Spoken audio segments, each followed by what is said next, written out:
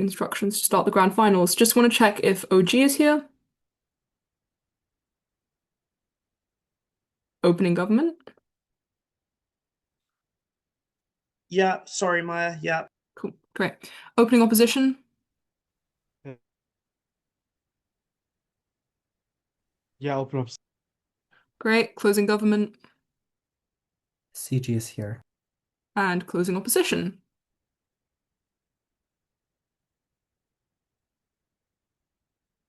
Is the team in closing opposition ready and present? Oh yeah, sorry. I'm here. Great. Cool. Brilliant. My name is Maya. I'm the chair judge for this debate. I'm obviously not alone. I have an amazing panel with me, so if they could introduce themselves in the order on tab, starting with Jennifer. My name is Jennifer, she, her pronouns. Cool. Kyle, he, him. Good luck to everyone. My name is Leslie, she, her, all best of luck to all teams. Hi, I'm Theo. I use he, him. Good luck. Cool, lovely. Please refer to the panel as a whole. Before, it's not technically needed for tabs, but let's go through speaking orders. So each team in order, speaking order, pronoun preferences if you have them, and POI preferences, starting with OG. Sorry, what was that? Kind of missed. Speaking orders, pronoun preferences, POI preferences. So just OG Okay, introduction so first. I'm Kareem speaking first. Pronouns he, him. POI preferences, audible, please.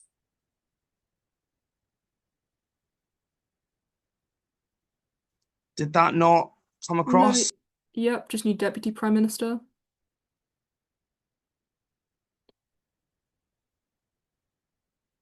I'm so sorry. My name is Terrence. Ibe. Cool, great. Opening opposition. I speak an opening up. Subhan, he, him. Available POIs.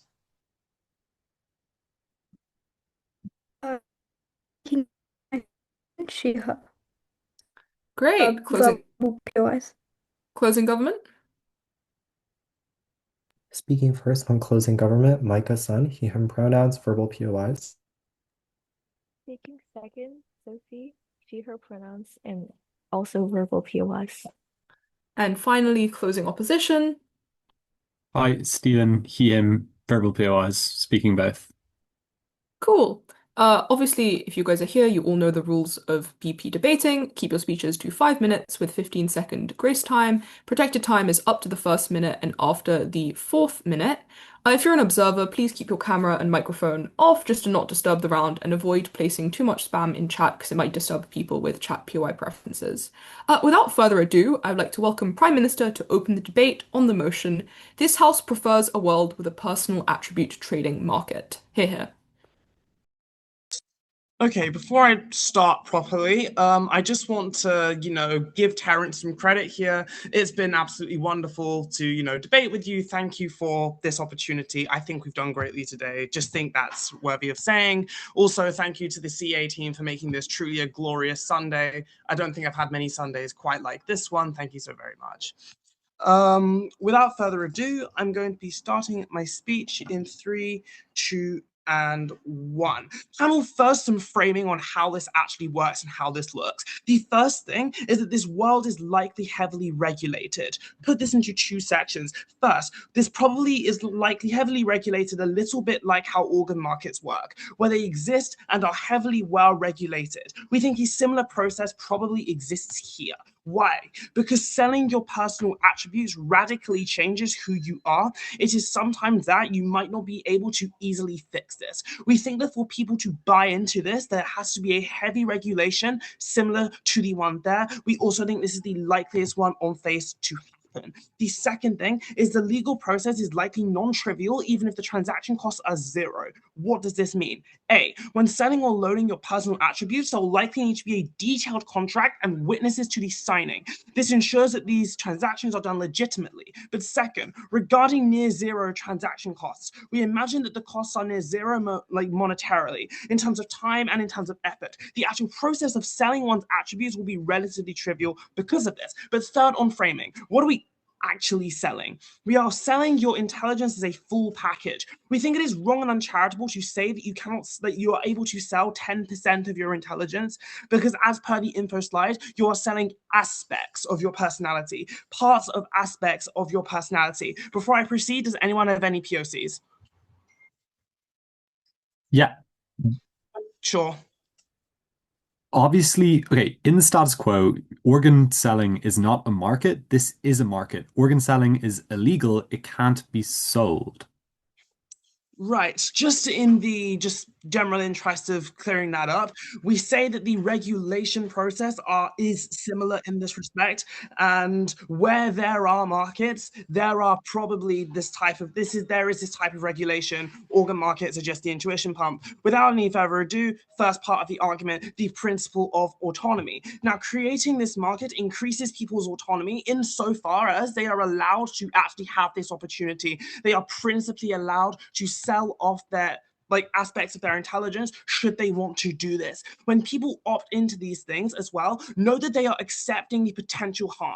This mitigates any negative impact running case from OO or CO, because we think that people are likely to take this situation seriously thanks to all of the processes that are around it. We already told you about the regulation at the top, but because this is so important, we think it is unlikely that people are going to do this blindly and people are going to do this irresponsibly. It is because of this frame that we think negatives are less likely to come on our side of the house. But second, this is something that we already do in the status quo. When you sell your labor, you are selling your intelligence, your talent, and your time. It will be principally unjust to restrict people's autonomy, to restrict their ability to sell their attributes when the possibility is live.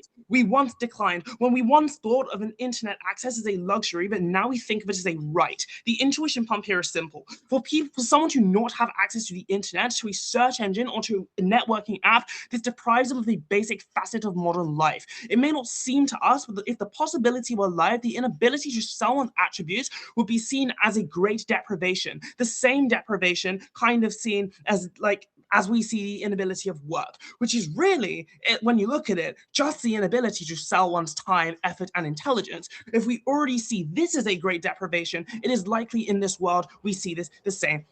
Second, autonomy is a basic good. One must have the authority and the ability to do with themselves as they would wish. Furthermore, this is bodily autonomy. What one wishes to do with their body is an issue for themselves and themselves alone. 2 points. Firstly, no one else can dictate what you do with the only thing that is invariably yours. Second, decline. Second, there is no ethical difference between selling your labor and selling your attributes. Let's just imagine a world where people would agree to from a veil of ignorance. If before you came into the world and you didn't know which attributes you would have, what would you prefer?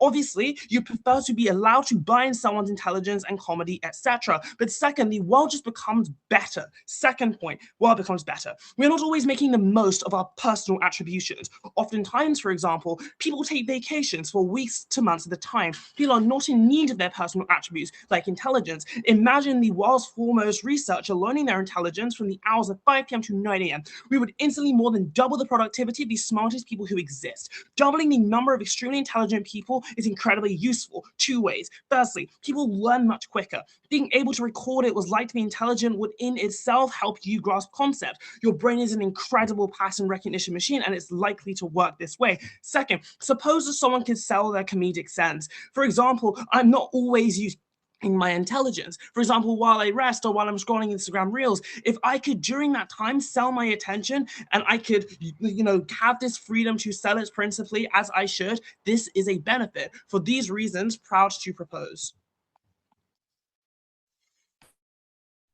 I thank that speaker for their fine speech. I'd like to welcome up the Leader of Opposition to open the debate for their side. Hear, hear.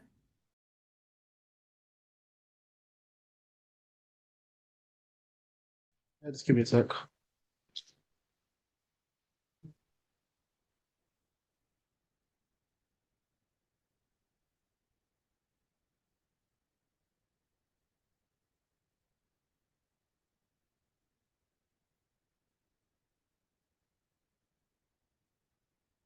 Just getting timer out, and I'm going to start my speech in a minute.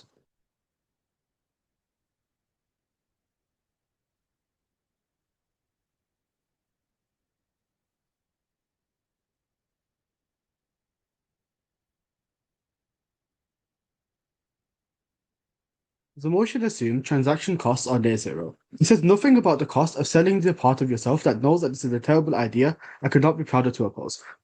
PM just runs a case completely at war with itself. They try to dodge our structural harms by claiming that the market will be heavily regulated like organ trading, but noted that there's a massive tension even in their own framing, i.e. if the market is as restricted, slow, and like regulated as like organ donor registries, they lose all of their benefits of everyday autonomy and like fluid self-improvement, because you can't claim you can casually trade talent to navigate modern life if you need a board of doctors and a legal team just to sign off on a trade. Furthermore, organ donation by definition is like it's a highly subsidized non-profit state system. It's not like free market, right? By definition, a market like relies on price signals, you have fluid transactions. And notice either way, the moment you introduce profit incentives to personal attributes, these wealthy elites have a massive vested interest to lobby against any sort of regulation that they want to try to pursue anyway, and keep this transaction friction low so they can acquire talent. Look, they're like heavily regulated fantasy land doesn't exist, and if it did, it defeats their own case. I know two things on favor before my case on like how it permanently and irreversibly entrenches inequality. Firstly, when you sell an attribute in this market, you're not selling something that you have produced, you're selling something that you are, i.e. your identity, right? Look, this matters insofar that markets and things that people create produce broadly beneficial incentives that you work harder, you innovate, you specialize, but markets and things that you are means that you sell parts of yourself to survive. You buy parts of yourself to compete, and the person who emerges from this market is not you, right? Secondly, note that there's a tipping point problem with anything that prop can try to tell you, i.e., for the market to produce better outcomes than the world without it, it needs to distribute attributes more efficiently than natural distribution does in the first place, without then producing these compensating harms that outweigh the efficiency gains that they try to tell you. But there exists permanent entrenchment of inequality that I'm going to get to you now. Firstly then, know who wins in any market where there's like very scarce goods. The person with the most money, the person with the most intelligence, and everything like this, these are very scarce. There is a fixed supply of exceptional intelligence in any population, and like in a trading market, this exceptional intelligence flows to whoever can pay most for it. These are wealthy people. Know what this means. Ignore this. Know what this means. Structurally, in the world without this market, intelligence is probably distributed by nature across the full economic spectrum, i.e., a child born into poverty can be exceptionally intelligent, and in the world with this market, this intelligence is distributed by wealth. A child born into poverty who is exceptionally intelligent can sell this intelligence to survive, and a wealthy child who lacks this intelligence can buy it, or their parents can probably just do it for them because of the way this market probably works. Look, the market does not reflect existing inequality. It probably like makes it so it like increases this and entrenches it. No, but even if Prop tries to tell you that poor people can sell attributes to gain income, this makes the problem a lot worse. If Prop tries to tell you this is a preemptive. Look, when a poor person sells their intelligence to survive or survive financially, they do two things. Firstly, they gain money and they lose capacity. They lose money, and secondly, they lose capacity. This money depreciates and the lost capacity compounds, right? I.e., a person who sells their intelligence to pay rent this month is a person who probably is less able to earn income next month, right? You're less able to navigate complex decisions, you're just less able to like have sort of the certain skills that would improve your long-term position. And note then, like selling attributes to survive is like the most destructive possible form of like economic desperation, because the capabilities that would enable you to escape from poverty are stuff that you no longer have. Thirdly, note that this probably compounds across generations insofar as it makes inequality permanent. In the current world, economic inequality is like quite bad, but it's not absolute, right? I.e., a child born poor can still be intelligent, and like intelligence is probably one of the primary mechanisms for which people like escape poverty in the current like meritocratic system in a sense, right? In the world with this market, like wealthy parents purchase like enhanced attributes for their children, probably poor parents just sell their children natural attributes to survive because they care about their like, immediate and short-term interests. The next generation of wealthy children starts to purchase cognitive advantages on top of their economic advantages. The next generation of poor children start with these depleted natural attributes on top of their economic disadvantages. Note then that each generation the gap widens because each generation has the wealthy accumulate more purchase capacity, while the poor deplete more natural capacity within 2 or 3 generations. You have a world where economic class and cognitive capacity are like really correlated. Finally, note why this specific form of inequality is a lot worse than like economic inequality. Look, current inequality is unjust, sure, but it's external to you, right? It concerns what resources you have access to, not what like you fundamentally are. But the inequality this market produces is like, inequality of personhood. It determines not just what you can afford, right? I.e., like it determines what you can feel, it probably determines what you can perceive, and who you fundamentally are as like a cognitive being. A world in which your capacity to be intelligent is determined by your parents' wealth is a world in which the most fundamental aspects of like what constitutes you as a person becomes like secondary to this like economic hierarchy. On impact side, we think on a smaller scale, every transaction in this market, like between like a wealthy buyer and a poor seller, probably just widens the gap slightly. Instead of like cognitively and socially, the less person is less capable of improving their economic position. On like a larger scale, you have like within a generation, the market produces a world where like this economic capacity and economic class and this capacity, cognitive capacity are like correlated because the market has reorganized this distribution around wealth. And on a larger scale, within 2 to 3 generations, you have a world of permanent cognitive stratification where like the wealthy just like, do wealthy shit and do wealthy stuff. And I could not be prouder to oppose. I thank that speaker for their fine speech. I'd like to welcome up Deputy Prime Minister to close debate for opening government. Hear, hear. Okay.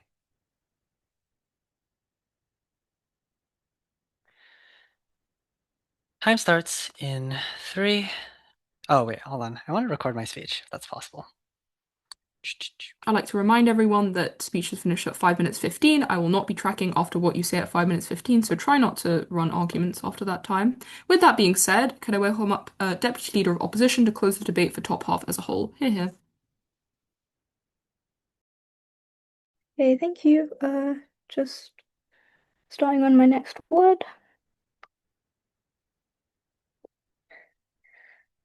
I come out of Feminominum's team speeches very, very confused. Firstly, I'm really confused as to like how this whole intelligence buying works, right? Because they're acting as if they're not literally buying intelligence from actual people, from actual poor children, or like as they're saying under some organ market delusion, they're literally buying intelligence from like underclass and underprivileged people and then saying it's okay because we can use this for like good incentives, like more financial transactions. I really don't understand how on earth this is supposed to be moral, because first of all, like, again, this just like goes under our framing as we already tell you. These poor people get cooked. The rich use this intelligence for like perverse incentives, especially because like even in the status quo, we can't trust these super rich people to even use their resources correctly, considering how they hoard billions from like starving children, etc. in the world. The world is full of inequality already. I don't see how this is like not just going to get a million times worse under their framework, where suddenly people are going to be able to just sell their intelligence, sell these things, and create these kind of underworld black markets. And that's another thing I'd like to point out under this framing. No matter how much regulation you have, the same way you have like regulations under kind of any other like illegal market, like organ markets or whatever, as they tell you. It is like it's still going to exist in the world, like in these like third world countries, in these countries with like not very good legalities, with people who have a lot of power who are still going to be able to buy out intelligence from these poor children. So again, I just don't feel like they've successfully framed at all as to how they're just going to have a super regulated, super nice market with super intelligence that's going to somehow effectively help the world. I think that link is just not there, and I'm really unclear as to what they're kind of trying to tell us there, and their principle just does not work at all. Yeah. Moving on, I'd just like to talk about then the importance of human identity, and motivation. Very simple arguments. Firstly, on human identity, we think that converting your personal attributes into trading commodities trades your identity's authenticity, the person you are, the property of your self-lived experience. This is really important, right? Because this is the nature of the foundation of all commitments you make when you make relationships in the future, when you understand yourself, your sense of self. Again, I think the other team tell you all about how like you have this bodily autonomy, you have all this bodily autonomy, or like you're able to you're able to sell these with like a happy state of mind. But like even if I do buy this idea that people get more intelligent, these benefits also assume kind of this stable and genuine sense of self who's able to presuppose these things. I think this ends up being kind of destroyed as by so far like all senses of self and attributes, as this continues to happen, become an economic residue of market transactions. As in, i.e., what is genuinely yours? Becomes like opaque to the self. You sever your traceability to your heritage, to the people around you, to the people who have like raised you, etc. Because when you like sell any trait, for example, it doesn't necessarily have to be intelligence. It becomes uniquely bad to those vulnerable enough to sell it, as it ruins those communities, it ruins those relationships, and it ruins those families, because it's built on this assumption, as in like when you make a relationship with another person after, let's say, selling your trust, in a kind of just regular market transaction, right? not just ignoring like the whole black market holes I point out. Um, this kind of creates like temporality to these traits and temporality to these traits, which is really bad just for the human psyche, as this really relies on stability over time. This like it creates this ontological and epistemic uncertainty with those who engage in this market. And just generally, even if you don't engage in this market, the idea, this like whole idea just at the shadow of your mind, knowing that people could Last be chance. into these. I'll take your POI. Yeah, when I actually go and I use this market and I, make this decision, do I not understand the cost if it's so great as you say? And don't I opt in knowledgeably knowing that this is quite a grand cost? Okay, I think first of all, I'm just saying if when people actually opt in the same way people opt into like plastic surgery, knowing full well how bad it is, I think like when people opt in like in a regular kind of system, it still kind of creates like a worsened sense of perception about these traits to the rest of society. And then when it comes to kind of, again, you're still not tackling my point on like this whole black market stuff, which can still happen. Okay, and then most importantly, this corruption of the self means you're attached to this sense of status, i.e., it signals that these traits of intelligence are bought and not earned. Society becomes more status motivated, etc. And then finally, on kind of motivation, we think like to cultivate the self is encouraged by self growth. This is undermined when like it is able for these things to be bought and loaned. We think this is again a really important part of the human psyche, and it erodes your stable sense of self. It creates shallow and contingent human connection, and on a large scale, it structurally undermines the process of which people become themselves. Thank you. Cool. I thank that speaker for their fine speech. I'd like to thank everybody in top half for what was a genuinely incredibly enjoyable and illuminating debate. Without further ado, I'd like to welcome up Member of Government to continue the debate and open up closing half. Okay. Since OG did one, before I start my speech, I'll give a thank you speech. Thank you, Orcom, for like and all the judges for being at this tournament. It was very fun and like there was some pretty good judging at this tournament. Thank you, my partner Sophie, for like carrying me this whole time and just being an awesome partner. And yeah, speech will start on my first word. The way we differentiate from OG is that the OG case immediately assumes that autonomy is inherently good. Let's extend it to the pragmatic benefits we're actually able to bring people and extend more on what this autonomy actually looks like and illustrate why it's important in the first place. First, why does autonomy exist at all? Humans probably epistemically understand themselves and the condition that they are in, and thus the skills that are assigned to them by society and the community that they live in are entirely arbitrary insofar as this is true.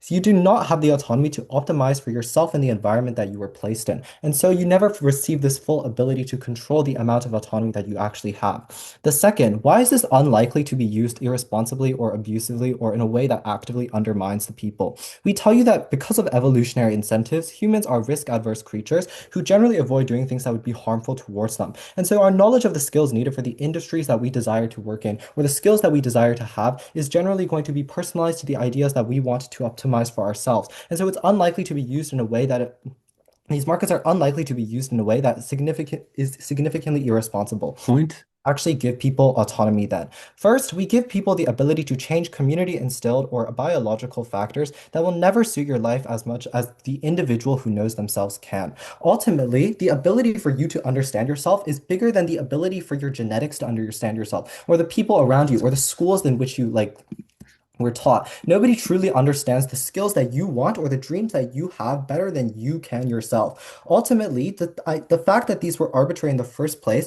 this market's existence was able to the market's existence in the first place was able to give people a sense of autonomy that they otherwise never would have had. The second, people are just better able to feel better about their lives. Why is this the case? First, knowing that they feel like they're the best version of themselves is inherently cathartic to a human, as in they feel as if the way that they have designed themselves feels inherently good to them because they know that this is the best version that they can be, or this is the best version of something they want to be, and we think this inherently feels good to them. But moreover, we want to talk about the time trade-off, right? I'm going to presume that there are already things in society that kind of look like an attribute market. When you have a job, this is just temporarily loaning your skill for someone to work to someone else, and this is entirely irreversible with your time. Sacrifices you make are also entirely irreversible. This looks like studying really hard for the degree to get into a good university, or this just You're looks like right. the way that you invest in things like education just to improve your own skills, right? Ultimately, we think there are already things in society that kind of look like an attribute market in the first place, and the things that already take away your valuable resources at all. Ultimately, what we're actually able to do then is create there's no significant time trade-off when you actually do have attribute markets. The difference with the time trade-off is that you're actually able to give people time to do the things they want and do the things that they want to. On that, POI. No, thank you. We want to know that this also applies to people like younger people who have to perform incredibly tedious and laborious tasks to save up for their future, especially in the society that we live in right now. How are we actually able to extend this to pragmatic impacts then? The first is the financial boost to people who are able to optimize for their own skill for the industry that they work in, i.e., there are skills that people are going to be willing to sacrifice because they simply don't apply to their You're current right. lives. On the other hand, there will be skills that you do not need to sacrifice and that you instead optimize for, and this allows people to just generally be able to do better at their job and get more of a financial boost. But the second is this allows people to pursue their dreams, right? There are probably people who are not able to pursue their dreams because they don't have a particularly like personalized skill set for them to actually be able to do this. And so people with a strong passion for a subject are now actually able to succeed when That's they're able true. to optimize their markets for that. Sure, I'll take your POI. Not only do you not work on the OG's framing, your entire argument excludes the most vulnerable individuals who are going to be giving these attributes away, and you just strengthen our entire case. Um, just generally on that POI, I'm going to later imply that equality improves, but I'm going to talk about that later. But the second is that like because your individual level feels cathartic, then you probably also get significantly more personal fulfillment and significantly more empowerment in life when you feel as though the external factors that previously defined you are now supporting you because you're actually optimized for the environment in which you live. The significant amounts of time for people the time trade-off would have otherwise had is also allows people to have more time to pursue their goals. And ultimately on the individual level, we think that the attribute market, even if people choose not to use it, we thought it was important that we gave people the freedom of choice to use it in the first place, and that the freedom of choice was incredibly valuable to people who felt as though they were disadvantaged because of their inherent skills that were given to them.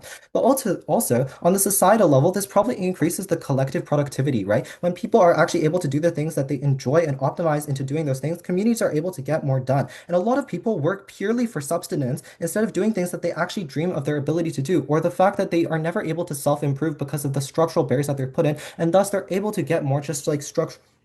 Their ultimately structural equality actually improves contrary to what OO says on that basis propose. I thank that speaker for their fine speech. I'd like to remind everyone giving POIs to try not to offer them too close together. It's quite annoying for the judges because it makes the audio cut out, and it's quite annoying for the speakers because they feel a bit annoyed, probably. With that being said, I'd like to welcome up Member of Opposition to open the debate for CO. Here. hi.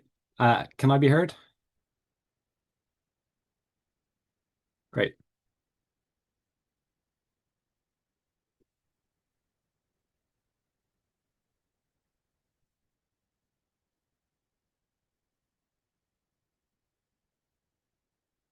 I want to position against OO at the top of the speech because a lot of what they give you is kind of just words and not very many reasons. We're going to prove to you why this inequality, well, this inequality is not what we're going to prove. We think inequality is a very hybrid impact. It's probably uncomparative. There's many different things affecting inequality. What we're going to prove is that poor people are much more likely to sell attributes that may have that on otherwise they would have been happier. So this is to say that if you sell your positivity or if you sell your social awareness that may have made you happier, we think that is when you actually cause a certain harm to poorer individuals. I want to start with some setup though. I would just note that the positive characteristics are most likely to be the most valuable ones, like your intelligence, like your positivity. This is to say that these are often seen as the most valuable to people because they're the best ones in general. But secondly, they're just often not as common in the majority of people, meaning they're more likely to have more money, more value then. Why do you think poor people are likely to trade their characteristics significantly more? This is analysis that's missing in opening opposition. The first reason is just they need money. This is to say that they're systemically locked out of access to capital. This is to say that it's hard to access education because there's an opportunity cost from going to education where you could be working a lower paying job, but you also can't have access to a good job once you get out of education because it's harder to access connections to get a good job. But additionally, you're more likely to have more dependence when you're someone who's poor because you don't have as much access to sex education, things like that. You're more likely to have more children who are more likely to have more money that you need to spend on. But secondly, and I would note this mechanism I'm going to give is quite crucial. People, it's very abstract, the benefits that attributes about your personality give you. This is to say, it's very hard to aggregate how much intelligence you have, or how much positivity you have, or how much like social awareness you have, or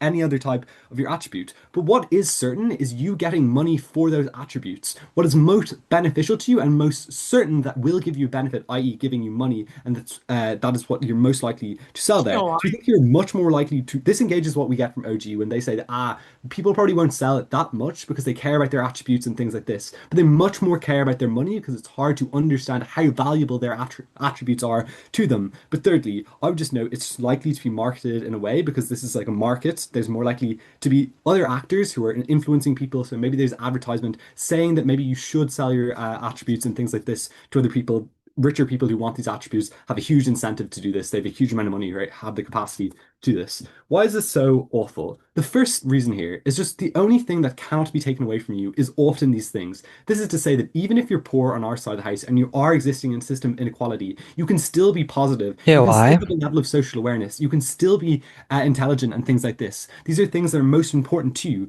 But secondly, you're obviously only going to be trading your good characteristics here because they're the most valuable ones. But I would note, you're probably also taking on other people's bad characteristics and them just selling them to you to get money. This is to say that they'll give you they'll give you their negativity that they don't want. They'll give you the other things that they don't want about themselves, and you're likely to take it because you need that money. But you're also likely to sell your positivity away as well. But thirdly, you're just much more likely to trade your attributes away when you are unhappy because you've sold a lot of your attributes. This is to say you feel like there's less to lose and you feel like there's much more of an opportunity to get money and things like this. You probably value your attributes significantly less after a while when you feel like your mental health is degrading and things like that. I'll take a point, yeah.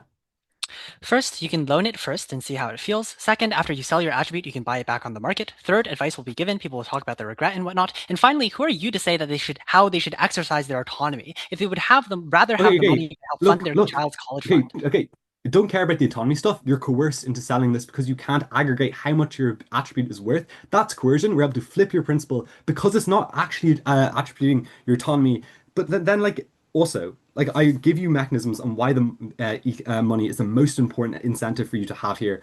Maybe some people say that this is a bad thing, but money is something that's so much more important to you. It's prior to a lot of other things in a capitalistic society. If you want food to feed your children, if you want clothes to put on them, if you want to put them through education, you need money. If you want a roof over your head, that's something you need money for. It's much more beneficial for you to have those things and much more prior to you and things that you care about. The impact of this is twofold. Firstly, your mental health is absolutely awful. This is to say you're selling away your happiness, you're selling away your positivity, but notably you're left with all of your negativity. But I want to weigh this here as well, because your mental health is something that's most proximate to you because you have to live inside your own brain. You have to understand the effects of that every single day. So if you live inside a brain that's so negative about everything always, or so hopeless, or so left without any ability to, any intelligence at all, that is a hopeless existence. That is an awful existence you cannot escape. But secondly, you also can't buy these things back when you have less attributes as well. But you're also just worse at doing things on their side of the house as well. This is to say, if you sell your positive attributes, you're not going to be able to perform as well in your job and things like this because you've sold away your abilities that could have benefited you. It's harder to get this. We think it's cyclical there because you also need to sell more when you're in a worse position as well. Very proud to oppose. I thank that speaker for their fine speech. I'd like to welcome up Government Whip to close the debate for GovBench as a whole. Hear, hear.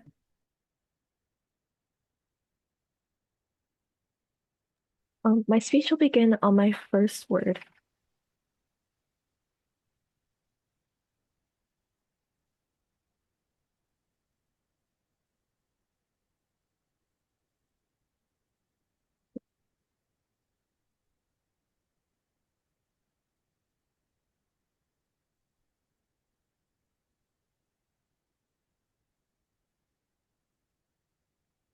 The end point of the OG case is that it increases people's ability to govern the limits of their own bodies, and that it is an intrinsic good.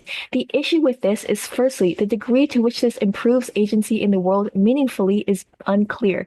First, A, there's a near infinite amount of other factors that influence the amount of autonomy that exists. B, where this debate is about comparative worlds in which this was never a possibility in one instead of an active restriction of people's choices, it is unclear why the moral state of the world is actively worse. But C, without an extension to practical incomes, we don't know why agency in isolation is an a priori good or even exists. Maybe it is true that the universe is physically deterministic and our choices are just a consequence of particles bouncing against each other in certain ways, or that the ways through which human decision making occurs render the inherent philosophical value of our choices null because there are a bunch of chemical responses between our neurons based on how your arbitrarily decided past formed your decision calculus as a child. But secondly, even if autonomy is significantly improved, we don't know how this weighs against the pragmatic harms of opposition, especially insofar as agency as an abstract concept is often downstream of practical incomes. And opposition's case notes principal harm that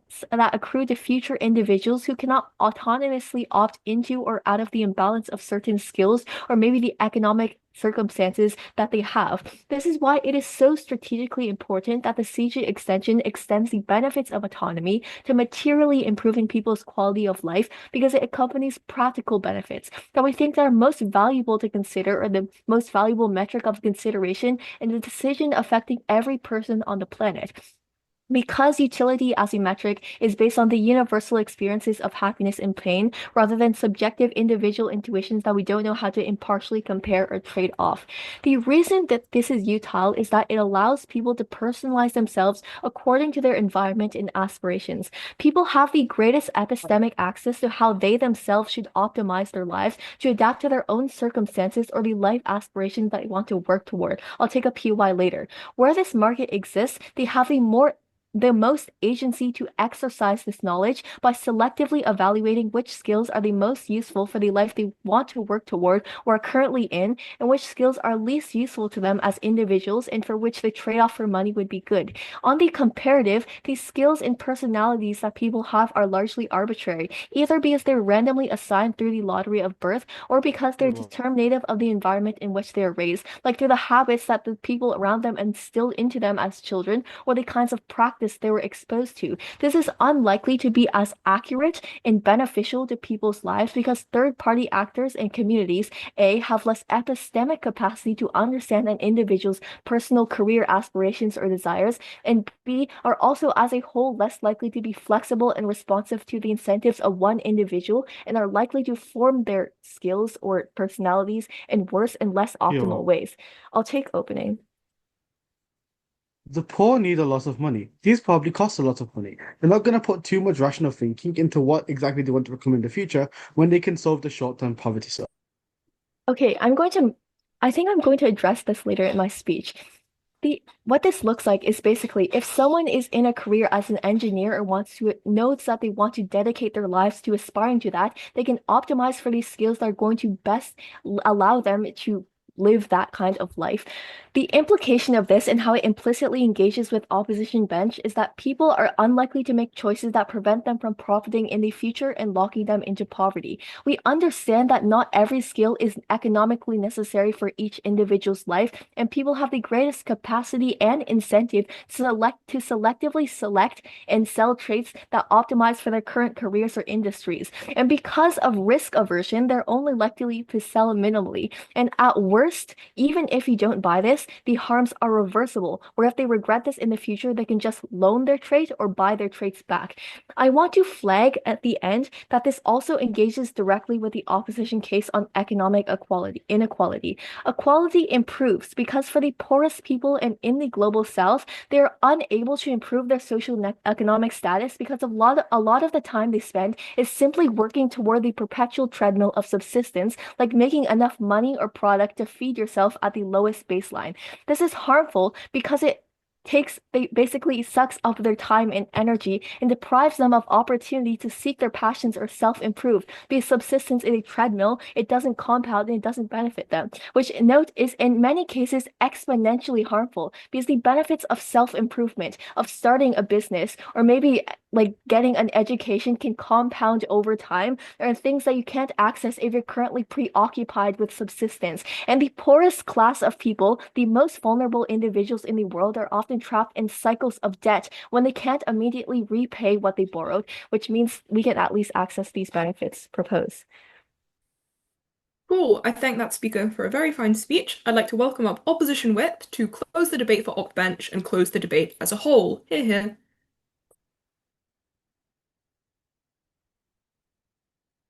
I'm presuming I can still be heard. Great. Great. Okay.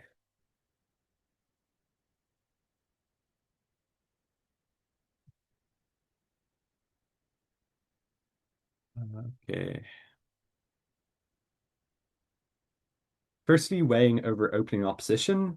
Firstly, they never prove why poor people actually sell their rights away or their like attributes away. They can't win this debate. Secondly, I would note that their entire case is like not true to the point where it's prior to be already be poor for you to sell your goods or your attributes. This is to say that the inequality just doesn't really matter if the people who are selling their goods are already poor and that inequality already exists. Very, very little delta. Opening opposition don't win this debate. I want to respond to OG then. Firstly, on the principle, because I'm Irish and I kind of have to, or else I like get rid of all my honor or something. The first response to this is just they say that labor is analogous to us. It's just not. Firstly, labor is something that is temporary that you can retract at any time. You can like not work on the job, for instance, or you could like not put in as much effort. This is Point. something that's part of you. This is your intelligence. This is a part of your personality.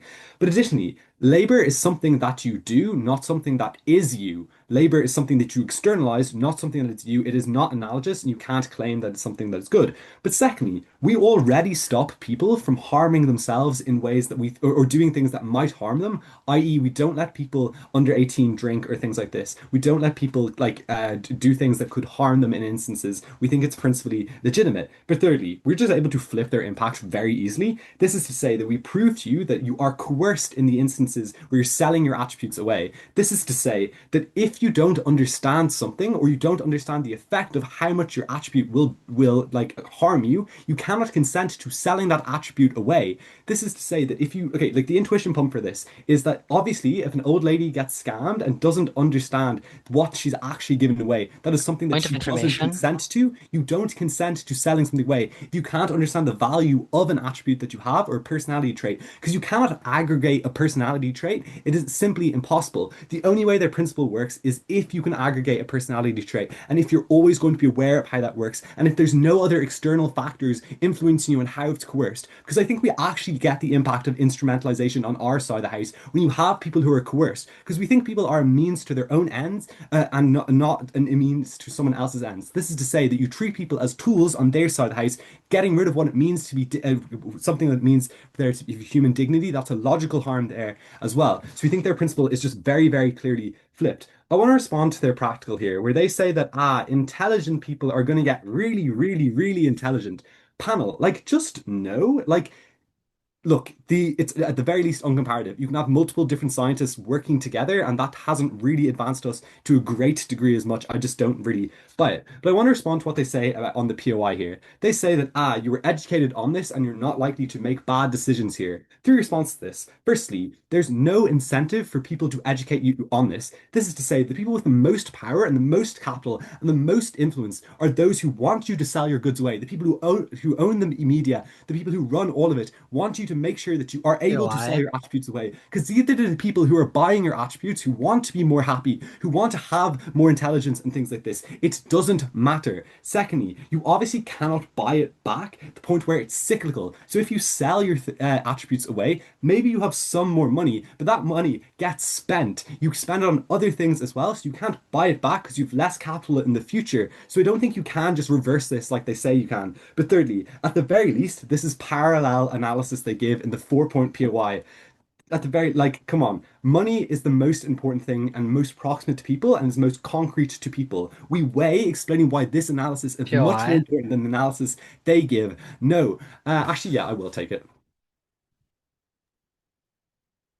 So people care about each other and give each other advice. It wasn't the government who told me I should go to university and get a job. It was my parents. And so we think similar thing will happen here. Folk knowledge exists. Okay, maybe people care about each other, but they're also all doing the same thing. They all need money. People in your social circle that are poor and things like that. People are also selling their attributes. You don't practice what you preach and things like that. I don't think you get that benefit. It's just really, really shoddy, I think. Then on CG, I just think it's not true. People design themselves, therefore they're better. This just we engage with this very well with our extension. Poor people are likely to sell their things away. You need to have money or you need to have a great deal of attributes for you to be able to buy these things to design yourself and things like that. So you don't actually like self-actualize what like they want you to because you need to have money. And the people who already have money, who are already intelligent, who are already have great personality traits, probably can already access the benefits that they're talking about already. So the reason that you I don't know, if you're really good at debating or something, you like debating because you're naturally really good at debating and things like that. There's no reason as to why you get any benefit on their side of the house. Very proud to oppose. Cool. I'd like to thank Opwhip for a great speech. I'd like to thank everyone for a genuinely incredibly enjoyable debate. I thought it was very high quality. It was a very fun way to end the evening and to end the competition as a whole.